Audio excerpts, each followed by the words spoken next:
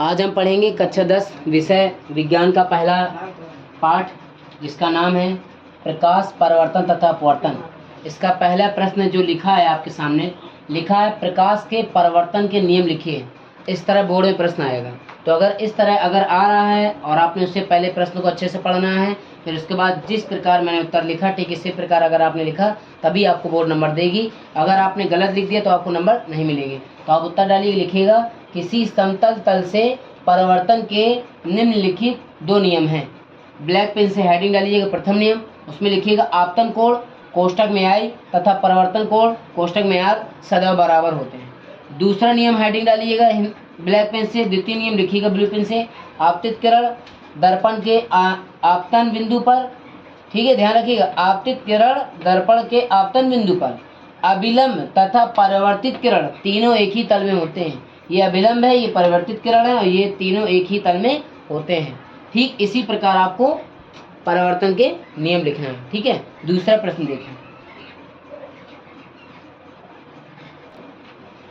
दूसरा प्रश्न देखिए, प्रश्न लिखा होगा स्नेल का प्रकाश के अपवर्तन संबंधी नियम लिखिए।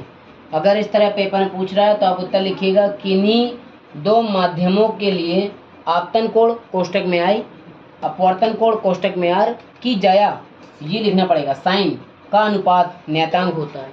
इस तरह इसे ब्लैक पेन से भी लिख सकते हैं, साइन आई बटे साइन आर इक्वल टू नियतांक। इस नियम को स्नेल का नियम भी कहते हैं। ठीक है, ये हमने बहुत ही सरल तरीके से लिखाया है, तो तुम इसे अगर याद भी करोगे तो ये आसानी से याद भी हो जाएगा। तो आप लोग इसे उतार लें या इसके स्क्रीनशॉट ले लें, जैसे भी समझ में आपको आए। लेकिन अगर आप इसे तैयार कर लेंगे तो आपके विज्ञान में अच्छे नंबर आएंगे। और आप ये समझ लीजिए कि जितने भी प्रश्न मैं लिखाऊंगा सभी प्रश्न इंपॉर्टेंट है यूपी बोर्ड 2025 के लिए। तो आप सब लोगों को बहुत अच्छे से तैयारी करनी है अगर अच्छे नंबर लाने हैं तो। ठीक है, उतार लीजिए। तीसरा प्रश्न देखिए, दूसरा प्रश्न आपने समझा था ना, तीसरा प्रश्न देखिए, ये भी प्रश्न बहुत इंपॉर्टेंट है, आप इसे भी समझें। प्रश्न लिखा है आवर्धन से क्या तात्पर्य है, किसी लेंस के लिए आवर्धन का व्यंजक लिखिए। सबसे कठिन प्रश्न है और गौर देखिएगा, इसी तरह प्रश्न आता है और बच्चे गलती करके आते हैं, क्योंकि बच्चे आवर्धन को लिख देते हैं और ये सोचते हैं कि किसी लेंस के लिए आवर्धन का व्यंजक क्या होगा। यानी उनके माइंड में ये आ जाता है कि हमें लग रहा है कोई डेरिवेशन प्रूफ करना है या कोई व्यंजक प्रूफ करना है। तो इस तरीके से आप मत सोचिएगा, जैसे मैंने कराया ठीक इसी प्रकार आप कर आइएगा। सुनिए गौर से, लिखिएगा गोली दर्पण के सामने रखी वस्तु की स्थिति बदलने पर उससे प्राप्त प्रतिबिंब का आकार बदल जाता है। किसी भी स्थिति में प्रतिबिंब की लंबाई तथा वस्तु की लंबाई के अनुपात को रेखीय आवर्धन कहते हैं। तो सूत्र लिख लीजिएगा, रेखीय आवर्धन स्मॉल m बराबर प्रतिबिंब की लंबाई बटे वस्तु की लंबाई, और सूत्र लिख लीजिएगा m बराबर v बटे u।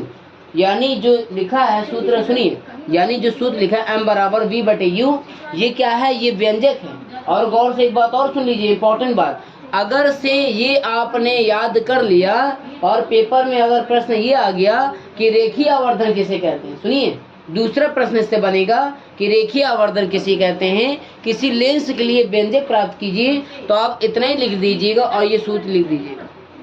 और सुनिए दूसरी बात, अगर कभी प्रश्न ये आ जाता है किसी लेंस के लिए, केवल यहाँ से प्रश्न आ जाए कि किसी लेंस के लिए आवर्धन का व्यंजक लिखिए, तो आप याद रखिए आपको पूरा लिखने की जरूरत नहीं है, केवल ये सूत्र लिख दीजिएगा और ये लिख दीजिएगा, आपको नंबर मिलेंगे।